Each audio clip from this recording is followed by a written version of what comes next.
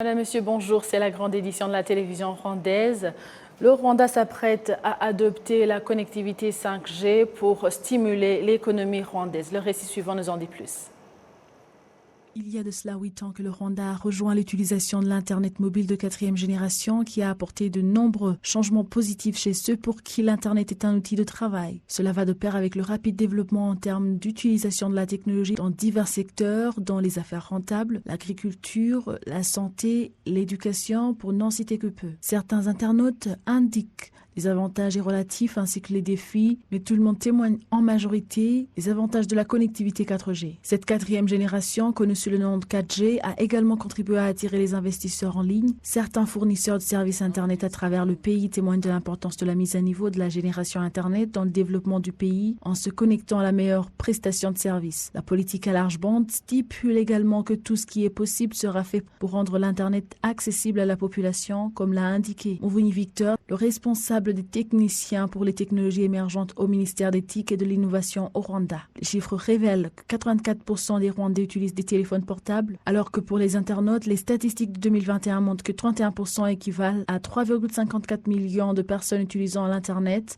de même que la couverture du réseau mobile 4G atteint 97%. Actuellement, le réseau mobile de 5e génération, connu sous le nom de 5G, a atteint 5 pays africains, dont le Kenya, de la région de l'Afrique de l'Est.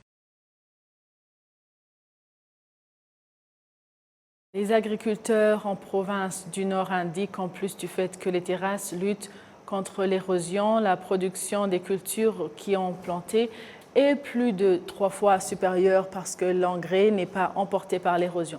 Le Premier ministre, Dr Edouard Ngileni, exhorte les autorités au niveau des instances de base d'approcher et de conseiller aux agriculteurs afin que la production agricole augmente davantage grâce à l'utilisation des terrasses. Kassim Youssouf. Les agriculteurs dans le secteur de Mouzo en district de Gakenge pratiquent l'agriculture sur les terrasses. Ils ont constaté la différence avec cette pratique car leur production agricole d'avant la confection des terrasses est différente de celle d'aujourd'hui. Par exemple, pour les pommes de terre, vous plantiez 10 kg et obteniez 50 kg, mais avec les terrasses, vous plantez 10 kg et obtenez 2 sacs parce que l'engrais que nous y mettons n'est pas emporté par l'érosion. La production a augmenté, l'eau coule beaucoup vers le bas et les gens meurent. Jusqu'en mars de l'année prochaine, 100 hectares seront confectionnés dans le district de Gakenge. Les autorités au niveau des instances de base disent qu'il s'agit d'un procédé moderne pour accroître la production.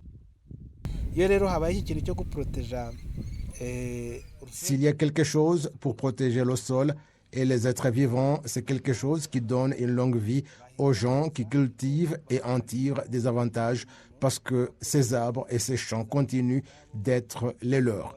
Le soutien qui leur est apporté pour augmenter la production les aide aussi à changer leur vie. Concernant le projet de 6 ans visant à renforcer l'immunité de l'écosystème en cours dans les districts de Gakenge et Kirehe, il est prévu que 23 560 hectares seront traités où 15 000 personnes trouveront un emploi. Les habitants sont bien conscients que faire des terrasses est un grand avantage car c'est dans le cadre de la lutte contre les catastrophes qui frappent souvent différents districts, surtout dans le nord. Cette colline de Kagano avait beaucoup de précipitations qui provoquaient des catastrophes, mais avec la confection des terrasses, il n'y aura plus d'érosion et puis ces terrasses vont nous procurer de la nourriture car l'engrais ne sera plus emporté. Il est prévu dans les stratégies nationales d'accélération du développement NST1 qui va se poursuivre jusqu'en 2024 que des activités de lutte contre l'érosion devront se poursuivre. La superficie des terrasses passant de 110 906 à 142 500 hectares et celles qui se font progressivement de 923 604 à 1 7 624 hectares. La branche rwandaise du programme des Nations Unies pour le développement indique que le partenariat de diverses institutions aidera le Rwanda à atteindre les objectifs qu'il s'est fixés. Cela fera en sorte que les catastrophes et les pertes qu'elles entraînent soient considérablement réduites ou éliminées. Ces projets visent à renforcer la résilience des institutions gouvernementales, tant en ce qui concerne l'élaboration des projets routiers, des écoles et des infrastructures, pour que nous puissions d'abord faire face au changement climatique lorsqu'il va se produire. Au Rwanda, l'agriculture représente le tiers de l'économie nationale et assure près de la moitié des exportations et emploie près de 2/3 de la population. À présent, parlons de la relation RDC-Rwanda. Au micro de la télévision rwandaise, suivant le représentant de la diaspora congolaise au Rwanda qui s'est entretenu avec notre confrère Kassim Youssouf autour de leur quotidien dans ces derniers jours.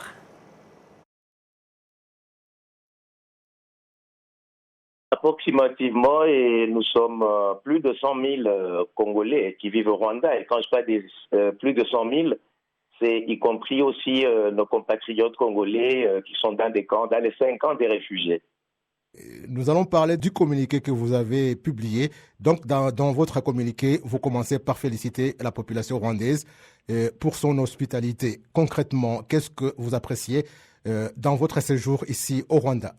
Bon, en fait, mon appréciation va dans le sens où, depuis 19 ans déjà et que je me suis installé au Rwanda, je n'ai pas subi ou je n'ai pas été victime d'actes, moins encore des propos xénophobes. Par ailleurs, je suis au Rwanda, donc je suis venu en visite de courtoisie, pas du tout, je suis venu travailler en tant que médecin. Et dans l'exercice de mon métier, j'ai travaillé dans beaucoup de formations médicales, non seulement de façon médicale, mais aussi j'ai même donné cours ici au CACHI, donc à l'université, j'ai donné un cours de pédiatrie. Et dans l'exercice même de ma formation médicale, j'ai pu même occuper des postes de responsabilité. Et je les ai occupés sans être discriminé. Rien que mon diplôme, mon savoir-faire en tant que médecin, cela m'avait donné la feuille de route jusqu'à ces jours. Et voilà, et par ailleurs, nous avons parmi nous, Congolais, ici, dans ce pays des 1000 collines, qui ont même mis sur pied leurs propres entreprises dans beaucoup de domaines. Je commencerai par la diaspora congolaise du Rwanda, qui est aujourd'hui acceptée comme une ONG locale parmi les autres ONG du Rwanda, et c'est là sans discrimination. Et nous avons récemment obtenu même un certificat de mérite. Nous avons beaucoup de Congolais, tels que monsieur le CEO Alain Tchengue, qui est dans les mines. Nous avons Kalumire, que tout le monde connaît, qui est dans la finalisation des panneaux de signalisation par-ci par-là. Nous avons M. Londo, qui est mécanicien. On a M. Manou, qui est même Manou, qui est lui à Gisenyi dans la construction. Et en fait, on a pas mal de domaines dans lesquels les Congolais ont mis sur pied leurs propres entreprises. Et voilà. Ça montre que vraiment le pays est hospitalier. Et toujours dans votre communiqué, Dr Awaz, vous parlez de l'intégration facile et des opportunités dont vous êtes bénéficiaire. Concrètement, de quoi s'agit-il? Quand je parle d'intégration facile, c'est-à-dire, vous savez, il y a certains endroits où vous pouvez aller et vous sentez qu'il y a une certaine velléité entre les nationaux et vous qui venez d'arriver. Mais ici au Rwanda, nous n'avons pas remarqué cette velléité. Nous sommes arrivés, nous avons été acceptés tels que nous sommes avec notre nationalité. Personnellement, je n'ai pas changé ma nationalité pour occuper un certain poste ici. Je suis venu en tant que Congolais, je reste Congolais et je le resterai. Raison pour laquelle même que je chapeaute la communauté congolaise. Nous avons été acceptés, c'est ce que j'appelle moi une intégration facile. Quant aux opportunités, comme je venais de le signaler, ce sont nos compétences qui nous offrent en fait du travail. Et c'est là sans discrimination. C'est ce que moi j'appelle des opportunités. Et pour terminer, un mot aux autorités de deux gouvernements. Aux autorités de deux gouvernements, là je vais être clair, qu'ils regardent autour d'eux. Combien Dieu, des Congolais et des Rwandais les regardent, désespérément à la quête juste de la quiétude. Ils ont signé des accords de paix. Je leur demande qu'ils soient tous animés de bonne foi quant à l'application des résolutions de ces accords. Et la solution sera vite trouvée. C'est mon message. Oui, c'est aux autorités de deux gouvernements et à la jeunesse de part et d'autre. Oui, d'accord, évidemment, et surtout la jeunesse de part et d'autre. Moi, j'ai dit la jeunesse est l'avenir de la région des Pays des Grands Lacs. Il faudra qu'on puisse rompre ces cercles-là de défiance entre nos peuples congolais. Parce que ça ne fait que détruire nos relations séculaires que nous avons toujours menées depuis des siècles. Et regardons de l'avant. Nous sommes un peuple, nous sommes africains. Et regardons tous ce qui sera dit à Nairobi bientôt. Et tendons la main à nos dirigeants, les encourageant à aller de l'avant pour une paix durable. Place maintenant à la population et les défenseurs des droits des consommateurs qui estiment que le gouvernement devrait s'intéresser de plus près aux marchands qui ne cessent de revoir la hausse des prix des denrées alimentaires dont les haricots. Ils trouvent que si leurs prix de base sont fixés, ceux qui les révisent à la hausse n'auront aucune excuse pour le faire. Kassim Youssouf nous fait le point. Les haricots sont parmi les produits alimentaires traditionnels du Rwanda et sont cultivés dans la plupart des districts du pays. Sauf en situation de force majeure, on ne peut pas trouver de repas rwandais non accompagné de cette denrée alimentaire. Le point commun de tous les Rwandais en matière alimentaire, ce sont les haricots. Ils prennent la place de la viande. Le prix des haricots actuellement diffère d'un marché à un autre. Il y a même là où il est à 2000 francs le kilo. Il y a peu, le prix des haricots était à 1500 et 1800 francs. Nous les avions achetés à 800, mais à notre retour, le prix était à 950 et 1000 francs parce que le soleil a été ardent, dit-on. Les marchands sont cupides parce que lorsqu'ils les achètent à 800 francs et qu'ils pensent qu'ils sont rares, ils les revendent à 1500 francs le kilo. Les consommateurs de haricots, et particulièrement ceux aux faibles moyens, disent qu'ils ne peuvent pas s'en passer, préférant plutôt réduire la quantité qu'ils achètent. Le kilo coûte 1400 et d'autres coûtent 1500 francs. Une grande cuillère de haricots cuits coûte 300 francs et on les mélange avec la farine et des légumes. Elle coûtait avant 100 francs. Les haricots coûtaient 500, 600 ou 700 lorsqu'ils sont chers, mais maintenant le prix a triplé. Une grande cuillère de haricots cuits coûte 300 francs et ce n'est pas suffisant pour une grande famille. Il en faut au moins deux. Le changement climatique est actuellement marqué par un soleil ardent et selon les agriculteurs, telle est la raison de la diminution de la production de haricots au cours de la dernière saison culturelle. Les fournisseurs grossistes de haricots estiment par ailleurs que l'ouverture des frontières avec les pays voisins du Rwanda promet une éventuelle révision à la baisse des prix. L'ouverture des frontières est une solution car les Ougandais les exportent tout comme les Rwandais le faisaient lorsque les leurs étaient encore au champ. Vous comprenez que les échanges commerciaux peuvent entraîner la diminution des prix. L'Association rwandaise de la protection des droits des consommateurs ADECOR indique que les organes étatiques devraient déployer des efforts dans le processus des échanges des cultures vivrières afin de prévenir la hausse de leurs prix. Lorsque les commerçants arrivent en milieu rural, ils achètent les cultures à des prix dérisoires et une fois au marché, ils les vendent à un prix élevé. C'est ici où nous souhaitons l'intervention du gouvernement pour protéger et le cultivateur et le consommateur. Nous demandons que le gouvernement aide à freiner la hausse des prix. L'Office rwandais d'inspection de concurrence et de protection du consommateur, RICA, indique que malgré les différentes raisons qui ont entraîné la hausse des prix au marché, les consommateurs doivent connaître leur droit de fournir des informations s'ils pensent qu'ils sont victimes d'une hausse de prix qui ne s'explique pas. Les commerçants ne considèrent que leurs intérêts. Dernièrement, nous avons vu des marchands qui disaient que les prix des produits ont augmenté et qu'ailleurs, on diminue la quantité du produit dans le sac. Nous invitons les consommateurs à connaître leurs droits. Ce que nous leur demandons, c'est nous fournir des informations concernant les places où les prix ont été revus à la hausse parce que nous sommes chargés de les protéger.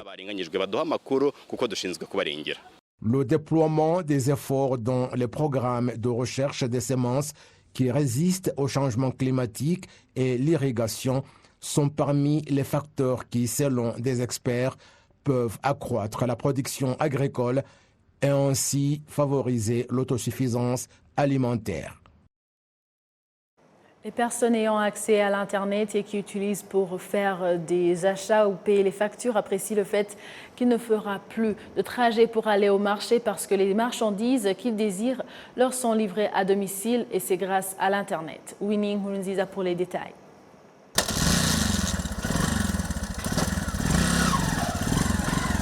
Le téléphone portable actuellement facilite beaucoup la vie des gens. Sa fonction n'est pas seulement d'appeler, mais aussi d'effectuer des commandes de marchandises pour qu'elles leur soient livrées à domicile. À l'aide de sa moto, Sibomana Désiré livre à Nishimwe Créole le gaz qu'elle a acheté en se servant d'une application sur Internet. Nishimwe et ses amis utilisent cette application et sont contentes de ses bienfaits.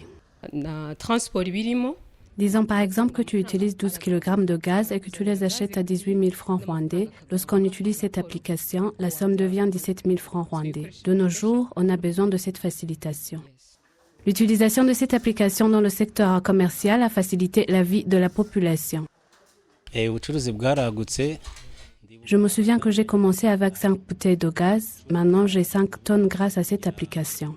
Cette facilitation a permis l'augmentation des clients. Avant, on avait 3 clients qui achetaient chaque jour, mais grâce à cette application, on a plus de 6 000 qui se sont inscrits sur cette application. Par jour, on a entre 20 et 30 clients qui achètent du gaz. Mutoni Gloria est directrice de la société Beauty qui est spécialisée dans l'octroi de services de beauté pour femmes.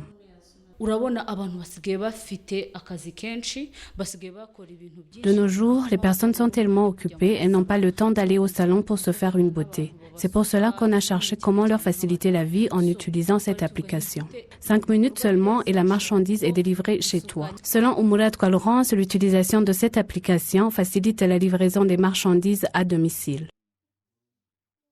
Beauty est une nouvelle application par laquelle on peut choisir des cheveux artificiels et choisir le lieu et la place qui conviennent aux clients. J'ai beaucoup apprécié la rapidité et l'efficacité de cette application car cela facilite d'autres travaux ménagers. Ces applications accordent aux jeunes un accès facile à l'Internet et cela leur permet de créer des emplois. Le directeur général en charge de la technologie au ministère de la Technologie et l'Innovation, Golden Kalema, indique que de nos jours, beaucoup de personnes sont détentrices de téléphones portables intelligents.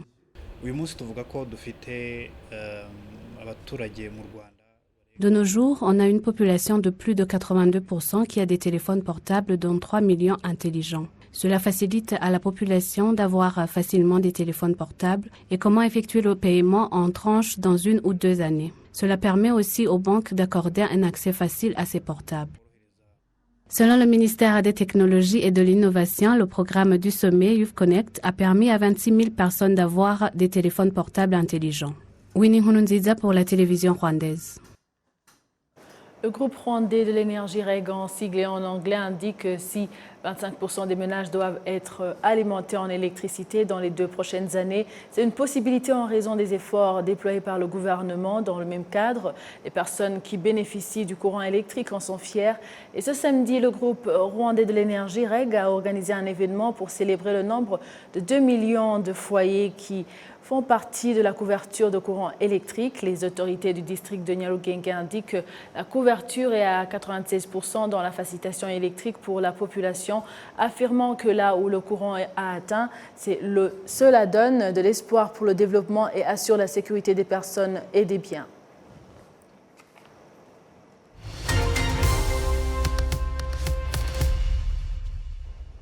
Merci à vous tous qui étiez au rendez-vous d'actualité de la télévision rwandaise. C'est par ici que nous clôturons l'édition d'aujourd'hui. Et au nom de toute l'équipe qui a réalisé cette grande édition, je vous souhaite de passer une excellente suite de nos programmes. Vous étiez avec Amandine Dikumasabo. À la prochaine et d'ici là, portez-vous bien.